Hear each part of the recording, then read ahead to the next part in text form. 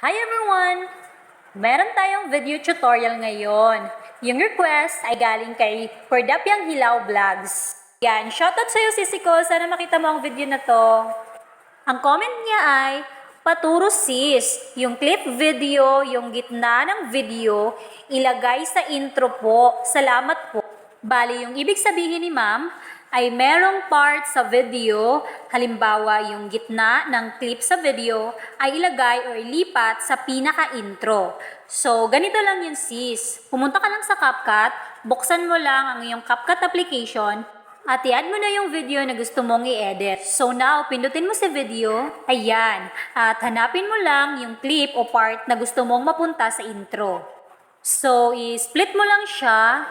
Pag na-split mo na, click mo yung video na naka-split na, and then, hanapin mo sa baba yung duplicate. So, as you can see, naging dalawa na yung clip.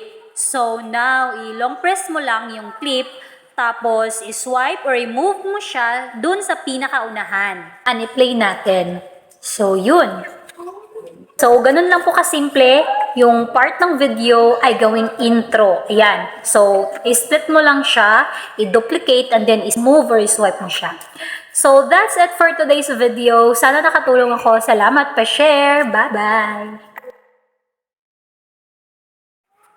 Thank you for watching!